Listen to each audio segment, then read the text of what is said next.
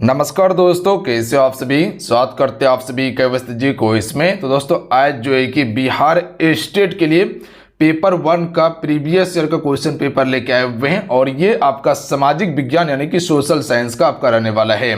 जो 18/5/2024 को जो फर्स्ट शिफ्ट में एग्जाम हुआ था क्लास 9th और 10th के लिए, ठीक है, उसी का बिल्कुल ओरिजिनल ऑथेंटिक पेपर है। इस पे आप 100% भरोसा करके इस सेट को लगाइए। पूरा 1 से लेके 100 क्वेश्चन आपको दिखाएंगे कैसा क्वेश्चन पूछा गया था, ठीक है। और बहुत सारा प्रीवियस ईयर का क्वेश्चन रिपीट किया गया। जो 2023 में क्वेश्चन पूछा गया वही क्वेश्चन 2024 में पूछ लिया गया।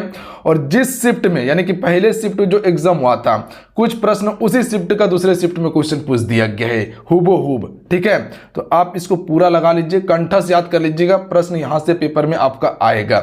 बस इतना हम कहेंगे। अगर कुछ भी नहीं पता है ना, सिर्फ प्रीवियस ईयर क्वेश्चन पेपर आप लगा के जाइएगा, हम कहते अच्छा खासा स्कोर कर पाइएगा। और मेरा दायित्व है कि आपको पूरा प्रीवियस ईयर का क्वेश्चन पेपर हम कंप्लीट करवा देंगे A to Z। तो मेरे साथ में जुड़ के इस सेट को लगा लीजिए, क्योंकि एग्जाम डेट भी आपका आ चुका है, एग्जाम में समय नहीं है। तो जो भी चीजें हम प्रोवाइड करेंगे उसको कंप्लीट कर लीजिएगा। तो चलिए शुरू करते हैं। सभी एक बार सेशन को लाइक करके शेयर जरूर कीजिएगा। अपना प्यार इस वीडियो को आप सभी जरूर दीजिएगा। चैनल पे जो नए हैं चैनल को जरूर सब्सक्राइब कर घंटे को प्रेस कर लीजिएगा, ताकि जब भी क्लास हो नोटिफिकेशन आप सभी को प्राप्त हो जाए। देखिए हम आपको बताते हैं कि पूरा प्रीवियस ईयर का क्वेश्चन पेपर हम कंप्लीट करवा देंगे, तो मतलब कंप्लीट करवा ही देंगे आप सभी को। बस इतना सा भरोसा रखिएगा मेरे ऊपर आप सभी। आज का पहला प्रश्न देखिए, जो क्वेश्चन पूछा गया था आप सभी से। अगर किसी भी क्वेश्चन का आंसर पता होगा तो आंसर आप नीचे कमेंट बॉक्स में बताते चलिएगा। अगर पहले से तैयारी कर रहे थे तो ये भी देखिएगा कितने स्कोर कर पा रहे हैं 100 क्वेश्चन में। इतना सा हम आपको जरूर कहेंगे। क्वेश्चन है कि अब्दुल मस्जिद कहाँ का व्यापारी था। देखिए अब्दुल मस्जिद भारत का ही व्यापारी था। इसी के सहयोग से वास्को डी गामा भारत पहुंच पाया था। तो इसी ने रास्ता बताया था। तो याद रखिएगा option number D right answer होगा। वास्को डी गामा भारत कब आया था? 1498 में। कहाँ पहुंचा था? केरल के कालीकट बंदरगाह पर पहुंचा था। यहीं का राजा था राजा जेमोरिन, जिसने उसका स्वागत किया था। अच्छा, वास्को डी गामा यहाँ से यूरोप क्या लेके गया था? तो याद रखिएगा आप सभी, मसाला लेकर गया था। बात समझे क्या? मसाला, मुख्य रूप से मसाला का ही व्यापार करने के लिए वो आया हुआ था। बात समझ रहे? बिल्कुल बात समझ रहे आप सभी। अच्छा, वास्को डी गामा कहाँ का रहने वाला था? पुर्तगाल का रहने वाला था। अच्छा, वेस्ट इंडीज का खोज किसने किया था? कोलंबस ने किया था। किसने? कोलंबस ने। कोलंबस भी भारत का खोज करने के लिए निकला था, बट वो दिशा भटकने के कारण वो अमेरिका का खोज किया था। और वहां के व्यक्ति को नाम क्या दिया था? रेड इंडियन नाम दिया था। तो अमेरिका का जो व्यक्ति था कोलंबस ने उसको क्या नाम दिया? रेड इंडियन नाम दिया था। तो कई बार क्वेश्चन पूछा गया था कि वेस्ट इंडीज का खोज किसने किया है? तो याद रखिएगा कोलंबस ने। चलिए अगला प्रश्न देखिएगा आपसे। क्वेश्चन है कि अमेरिकी स्वतंत्रता में अमेरिका का सेनापति कौन था। देखिए अभी यूएसए यानी कि अमेरिका की राजधानी कहां पर है? वॉशिंगटन है, ठीक है। तो आपका जॉर्ज वॉशिंगटन ही उस समय सेनापति था और इसी के नाम पर वॉशिंगटन शहर बसाया गया, जो अभी अमेरिका की राजधानी है। बात समझे आप सभी। कब हुआ था ये युद्ध? 1776 में हुआ था। तो डेट भी आगे आपसे इसे पूछा जा सकता है, तो याद रखिएगा आप सभी।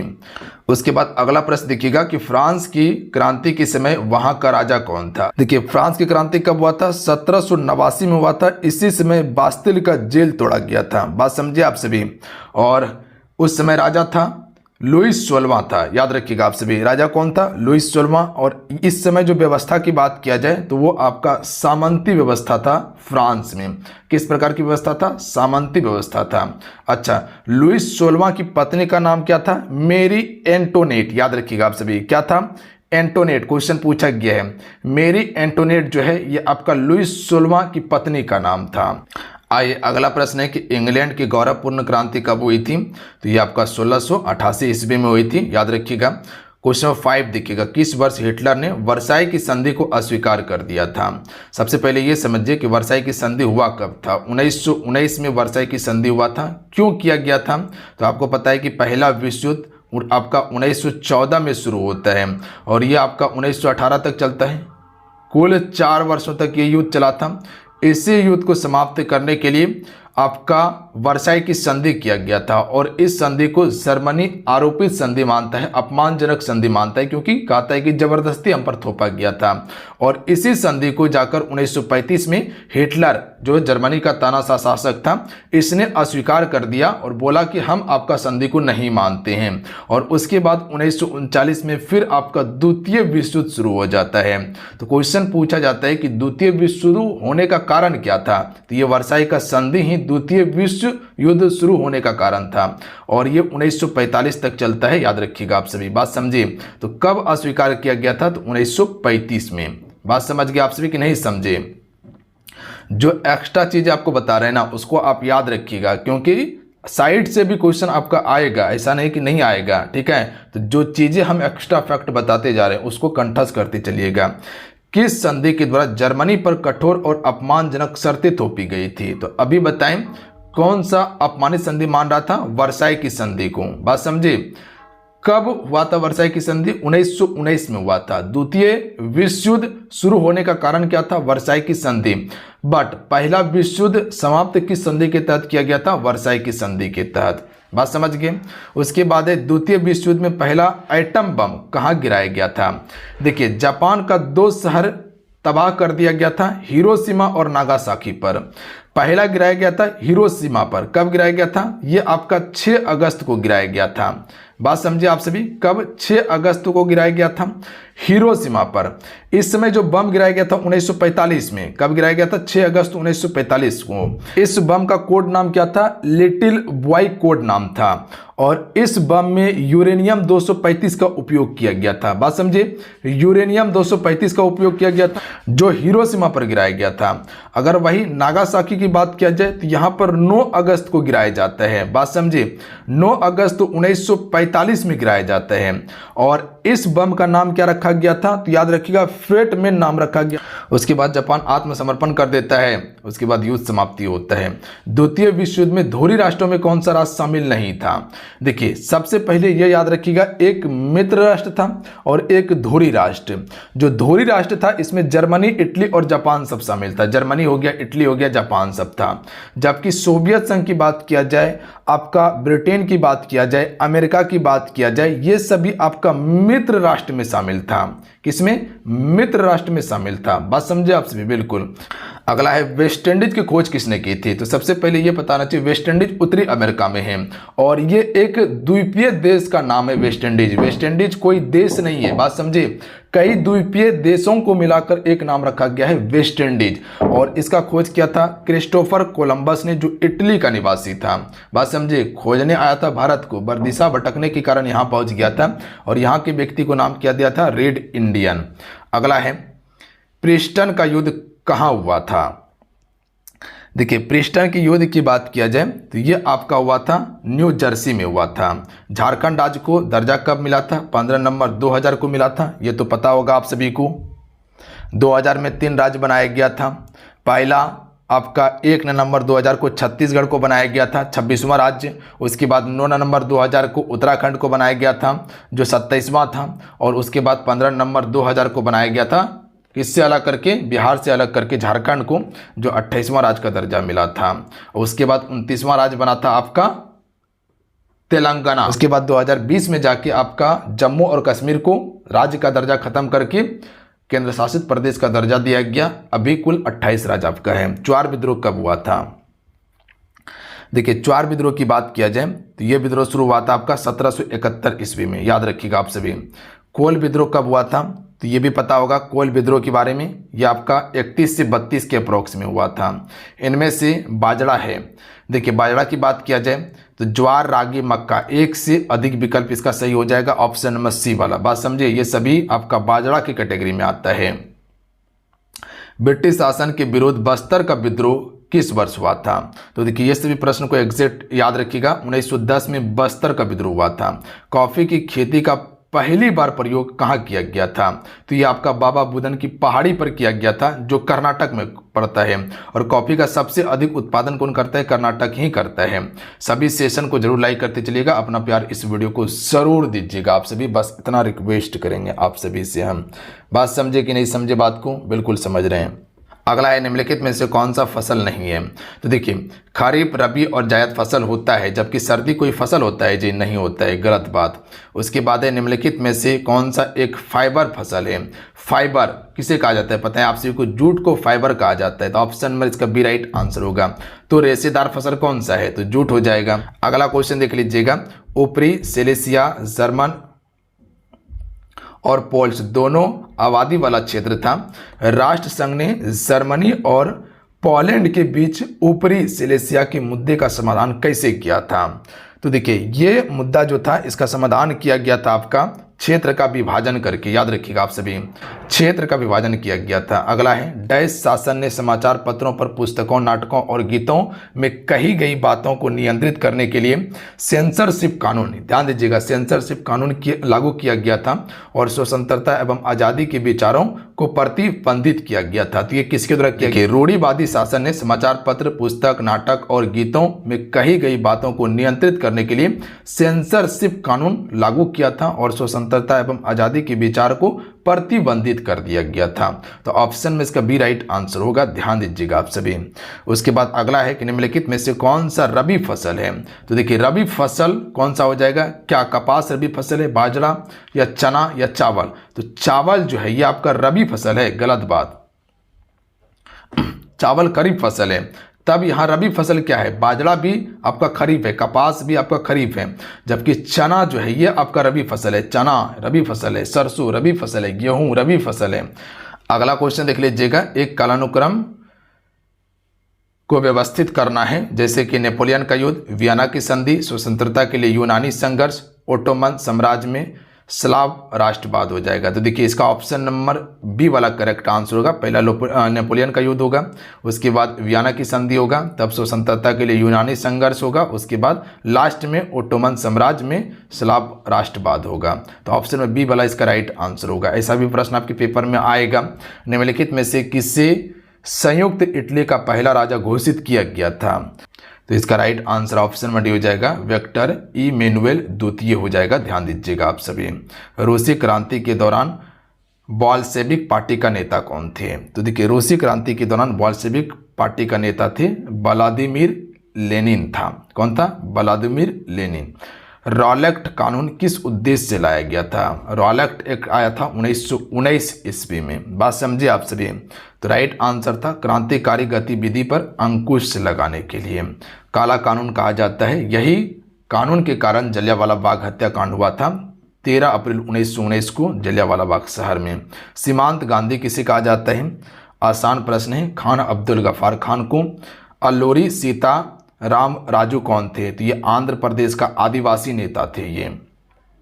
इंग्लैंड में चार्टिस्ट आंदोलन कब हुआ था, तो राइट आंसर हो जाएगा 1838 में हुआ था। तारिक ए दाऊदी नामक पुस्तक के लेखक कौन थे, तो याद रखिएगा आप सभी, अब्दुल्लाह था इसके लेखक, याद रखिएगा अब्दुल्लाह। उसके बाद है भारत में पहली बार कब और कहाँ धुआं निरोध कानून पारित किया गया था, 1863 कोलकाता में किया गया था। उसके बाद है ओटावा सम्मेलन किस वर्ष हुआ था, तो देखिए ओटावा सम्मेलन की बात किया जाए तो ये आपका 1932 में ओटावा सम्मेलन हुआ था, याद रखिएगा। अगला है हिंदुस्तान रिव्यू को अंग्रेजी मासिक के रूप में किसने प्रकाशित किया था, तो राइट आंसर होगा डॉक्टर सच्चिदानंद सिन्हा ने। वर्नाक्यूलर प्रयास एक्ट किस वायसराय के समय में पारित हुआ था, तो ये आपका लॉर्ड लिटन के समय में वर्नाक्यूलर प्रयास एक्ट पारित हुआ था। अगला क्वेश्चन है कि निम्नलिखित में से किस व्यापार से शुरुआती उद्यमियों ने खूब पैसा कमाया था, तो किस व्यापार से ज्यादा पैसा कमाया था, चीनी व्यापार से, याद रखिएगा आपसे शुरुआत में। अगला है कि व्यापारी शहरों के भीतर उत्पादन का विस्तार क्यों नहीं कर सके थे, इसका कारण क्या हो सकता है, 4 ऑप्शन दिया हुआ था, उत्पादन का विस्तार नहीं हो पाया था। तो इसका राइट आंसर ऑप्शन में हो जाएगा शक्तिशाली संघों ने उसे ऐसा करने की अनुमति नहीं दिया था, जिसके कारण से उत्पादन का विस्तार नहीं कर पाया था वो। अगला है मैकमोहन रेखा भारत को किस देश से अलग करती है, तो देखिए मैकमोहन रेखा भारत और चीन के बीच है, जबकि रेड क्लिफ रेखा भारत और पाकिस्तान के बीच में, और ड्यूरेंट भारत और अफगानिस्तान के बीच में है। गिलगिट गॉर्ज किस नदी पर है, तो देखिए गिलगिट गॉर्ज जो है ये आपका सिंधु नदी पर है, याद रखिएगा आपसे, किस नदी पर? सिंधु नदी पर। गंगा नदी की लंबाई कहाँ कितना है? तो ये आपका 2525 किलोमीटर है, जो भारत की सबसे लंबी नदी है गंगा, याद रखिएगा आपसे। मुहाना कहाँ है? बंगाल की खाड़ी है। निम्नलिखित में से किस नदी का उद्गम अमरकंटक से नहीं है? देखिए अमरकंटक से नहीं की बात किया गया है, तो राइट आंसर हो जाएगा यहाँ पर ताप्ती नदी, याद रखिएगा। ताप्ती का उद्गम अमरकंटक नहीं है, जबकि नर्मदा हो गया, सोन हो गया और जोहिला नदी हो गया, ये सभी का उद्गम अमरकंटक है, जबकि ताप्ती का उद्गम अमरकंटक नहीं है, सतपुड़ा रेंज से निकलती है ये नदी। अगला क्वेश्चन देख लीजिएगा, निम्नलिखित में से कौन सा वृक्ष उष्णकटिबंधीय सदाबहार वन से संबंधित नहीं है? देखिए उष्णकटिबंधीय सदाबहार वनों की यहाँ पर बात किया गया है,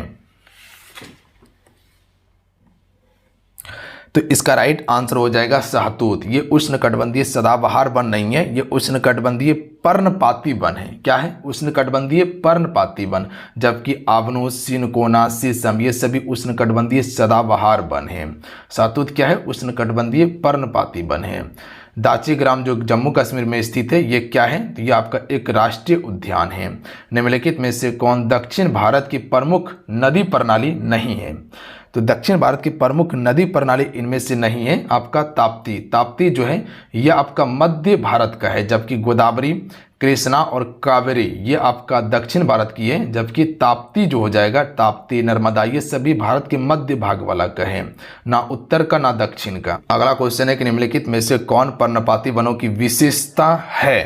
तो देखिए पर्णपाती वनों की विशेषता क्या हो जाएगा? पेड़ एक विशेष मौसम के दौरान अपने पत्ते गिरा देते हैं। ध्यान दीजिएगा, आप सभी को पता होगा कि बसंत मौसम से पहले जो है कि पत्ता गिर जाता है, उसके बाद फिर से न्यू पत्ता उगता है। तो ऑप्शन में इसका सी राइट आंसर हो जाएगा। अगला क्वेश्चन है कि भारत में जनसंख्या के असमान वितरण के लिए निम्नलिखित में से कौन सा कारक उत्तरदायित्व नहीं है? ध्यान दीजिएगा, तो देखिए उत्तरदायित्व की बात किया गया है, तो यहाँ पर आपका सरकारी नीति जो है ये आपका भारत में जनसंख्या के असमान वितरण के लिए उत्तरदायित्व नहीं होगा। बात समझिए आप सभी, जबकि भौतिक विशेषताएं हैं, जलवायु होगा और सांस्कृतिक कारक होगा, तो ये सभी है, जबकि सरकारी नीतियां नहीं है। देखिए जनसंख्या का असमान वितरण का 3 कारण है। पहला भौतिक कारण में हो जाएगा, स्थलाकृति के कारण भी होता है, जलवायु के कारण होता है, मृदा के कारण होता है, जलापूर्ति के कारण भी होता है और खनिज संसाधन के कारण भी होता है। ये पहला वाला हो गया भारत में जनसंख्या के असमान वितरण का कारण पहला। दूसरा सामाजिक और आर्थिक कारक भी होता है, जैसे नगरीकरण, परिवहन के संसाधन का विकास, औद्योगिक विकास और कृषि विकास भी होता है। और तीसरा होता है सांस्कृतिक और राजनीतिक घटक आदि, समझे? तो ये सभी एक होता है, बट सरकार की नीति यहां पर नहीं होगा। बात समझे? भूटान की अर्थव्यवस्था किस पर आधारित है? तो कृषि पर आधारित है। ग्रीन हाउस प्रभाव का कारण क्या है? तो याद रखिएगा, वायु प्रदूषण की, ध्वनि प्रदूषण की, जल, तो वायु प्रदूषण ग्रीन हाउस प्रभाव का कारण है। बात समझे? तो ऑप्शन में बी राइट आंसर होगा। कर्क रेखा भारत के किन राज्यों से होकर गुजरती है? कर्क रेखा 23.5 डिग्री उत्तरी अक्षांश रेखा है, जो भारत को 2 भागों में विभाजित करती है और ये भारत के 8 राज्यों से होकर गुजरती है। क्या? राजस्थान से, गुजरात से और मिजोरम से। तो इसका right answer option number A वाला ही करेक्ट आंसर होगा, ध्यान दीजिएगा आप सभी। उसके बाद है पैमाना की निम्नलिखित विधियों में से कौन सी एक सार्वभौमिक विधि है? तो इसका राइट आंसर हो जाएगा प्रतिनिधि अंश, ये इसका सार्वभौमिक विधि है। अगला है कि भारत में जल स्तर की गिरावट के लिए निम्नलिखित में से जिम्मेदार है। तो भारत में जो जल स्तर का गिरावट हो रहा है, इसका जिम्मेदार कौन है? वनों की कटाई, बढ़ती जनसंख्या, कृषि गतिविधि, तो ये सभी हो जाएगा, याद रखिएगा। ज़्यादा कृषि करने के बाद भी जल खपत होता है ज़्यादा, क्योंकि पता है कि कृषि करने में जल की खपत होता है। उत्पत्ति के आधार पर संसाधनों को डैश और डैश के रूप में वर्गीकृत किया गया है। तो ये जो वर्गीकृत हुआ है जैविक और अजैविक के रूप में किया गया है। तो ऑप्शन नंबर क्या हो जाएगा? ए राइट आंसर होगा, ना कि नवीकरण और गैर नवीकरण के रूप में, जैविक और अजैविक में हुआ है। भूमि जो एक या एक से कम कृषि वर्षों के लिए खेती के बिना छोड़ दी जाती, तो 1 वर्ष के लिए या 1 से अधिक वर्ष के लिए छोड़ दिया जाता है, खेती नहीं किया जाता है, तो वर्तमान में उसे प्रति खेती कहा जाता है। तो वर्तमान प्रति खेती से कहा जाएगा, याद रखिएगा आप सभी, या प्रति भूमि। वैसे संसाधन जिसका उपयोग बिना किसी संशोधन के सीधे किया जा सकता है, उसे हम क्या कहते हैं? तो इससे हम प्राकृतिक संसाधन कहते हैं। बात समझे? कोई भी संशोधन नहीं किया जाता है, उसे प्राकृतिक संसाधन कहा जाता है। जैसे कोयला, कोयला को निकाल के डायरेक्ट हम जला सकते हैं। उष्णकटिबंधीय वन उदाहरण है। तो राइट आंसर होगा प्राकृतिक संसाधन का उदाहरण है। क्या लगता है उष्णकटिबंधीय वन जो है क्या हम बनाए हैं? नहीं, वो प्राकृतिक का देन है। विश्व का सबसे बड़ा गन्ना उत्पादक है, तो राइट आंसर हो जाएगा ब्राजील, याद रखिएगा। लो एस की गलाने में प्रयुक्त धातु क्रम कोयला कौन सा है? जो लोहा को गलाने के लिए जो प्रयोग करते हैं उसमें विटामिन्स कोयला का प्रयोग करते हैं। ऑप्शन में बी राइट आंसर होगा, याद रखिएगा आप सभी, विटामिन्स कोयला का उपयोग करते हैं। एंथ्रासाइट कोयला सबसे अच्छा किस्म का कोयला होता है जो भारत में कम है। सबसे ज़्यादा विटामिन्स कोयला भारत में पाया जाता है, याद रखिएगा। इसमें कार्बन की मात्रा लगभग 60 से 70% के अप्रोक्स में होता है, जबकि एंथ्रासाइट की बात किया जाए तो इसमें 80 से 90% तक होता है। निम्नलिखित में से कौन सा खनिज चट्टानों के अपघटन से बनता है जिससे अपशिष्ट पदार्थ का अपशिष्ट द्रव्यमान निकल जाता है? देखिए, जिसमें जितना कार्बन की मात्रा होगा वो कोयला उतना ही अच्छा माना जाता है। तो इसका राइट आंसर ऑप्शन में हो जाएगा बॉक्साइट, इसका बिल्कुल करेक्ट आंसर होगा। झारखंड में कोडरमा निम्नलिखित किस खनिज के लिए उत्पादन के लिए प्रसिद्ध है?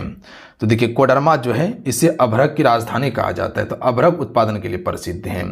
जल की कमी क्या है? तो देखिए, जल की कमी क्या है? पानी की कमी एक क्षेत्र के भीतर पानी के उपयोग की मांग को पूरा करने के लिए पर्याप्त उपलब्ध ताजे पानी के संसाधन की कमी को ही जल कमी कहा जाता है। एक क्षेत्र है वहां पर ताजे पानी नहीं मिल पा रहा है, ठीक है, बात समझिए, कहीं दूसरे से लाना पड़ रहा है, दूसरे जगह से लाना पड़ रहा है, उसी को जल की कमी कहा जाता है।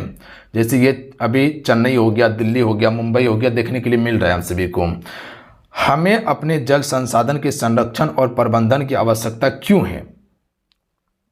तो राइट आंसर हो जाएगा ऑप्शन नंबर डी, ये सभी, यानी कि खुद को स्वास्थ्य संबंधित खतरों से बचाने के लिए आवश्यक है, खाद्य सुरक्षा सुनिश्चित करने के लिए है, हमारे प्राकृतिक परिस्थितियों तंत्र के संरक्षण को रोकने के लिए है, तो ये सभी हो जाएगा।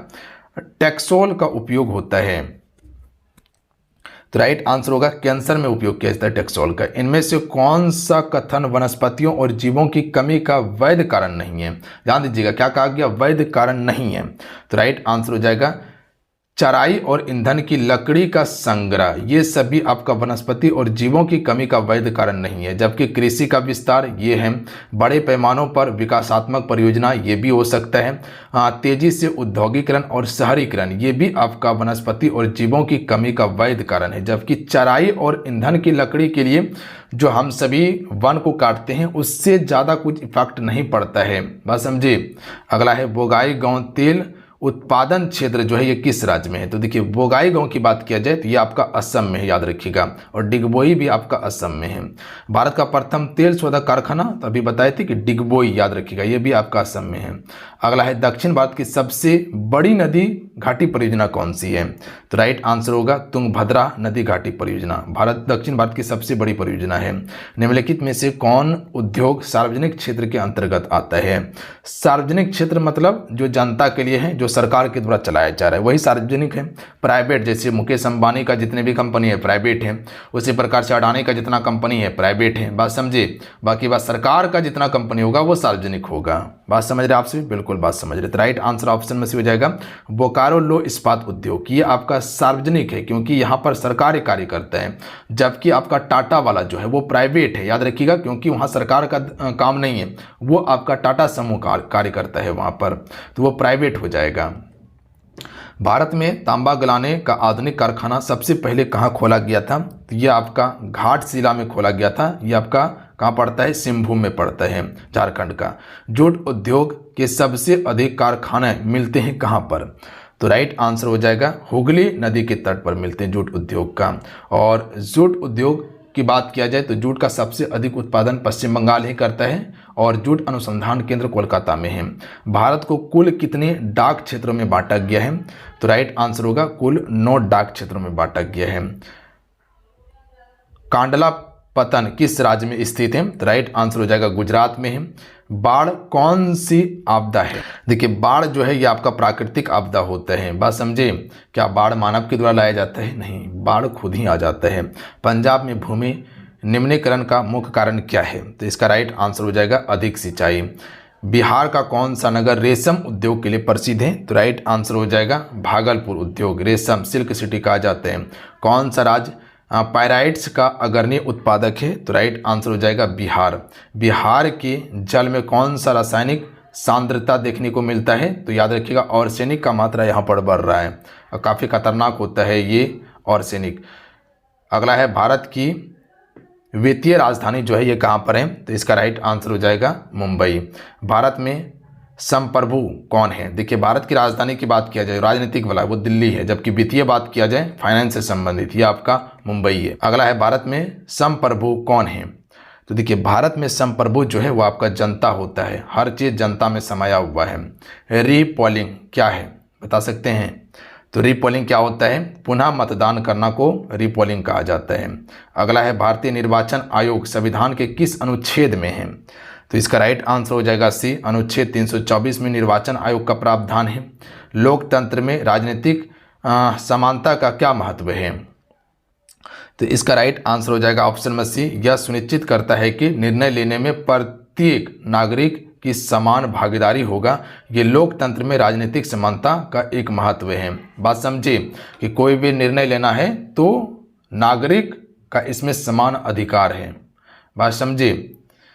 अगला क्वेश्चन देख लीजिएगा, पंचायती राज का वर्णन संविधान के किस अनुच्छेद में है? देखिए आप सभी को पता है कि कोई भी बिल पास होता है, अगर पास कर दिया जाता है या उठाया जाता है कि ये बिल आएगा, तो देखिएगा जनता को अगर पसंद वो बिल नहीं आया तो वो बिल को पारित करने नहीं दिया जाता है। पता है आप सभी को, तो सब चीज़ जनता में ही निहित है, जो चाहेगा जनता वही होगा। अगला है पंचायती राज का वर्णन किस अनुच्छेद में है? अनुच्छेद 40 में। सबसे पहले पंचायती राज का वर्णन अनुच्छेद 40 में ही किया गया था। हालांकि उस समय संवैधानिक दर्जा नहीं मिला था, इसे संवैधानिक दर्जा मिलता है 73वां संविधान संशोधन 1993 में। याद रखिएगा आप सभी, बात समझिए। पंचायती राज का दर्जा दिया जाता है 93 में। कब? 1993 में दिया गया था। अगला क्वेश्चन देख लीजिएगा, भारत में त्रिस्तरीय पंचायत चलता है, पता है आप सभी को, बलवंत राय मेहता समिति के द्वारा दिया गया था।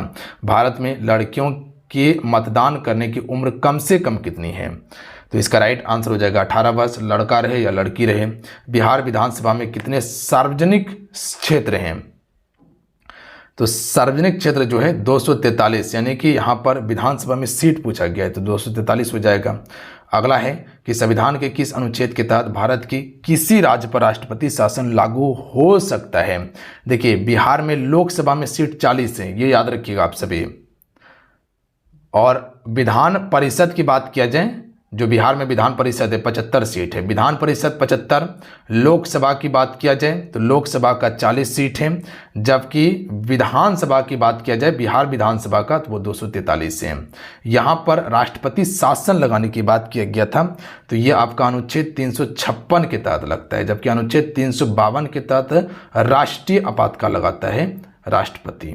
अगला है निम्नलिखित में से कौन लोकतंत्र चुनाव की एक अनिवार्य विशेषता है?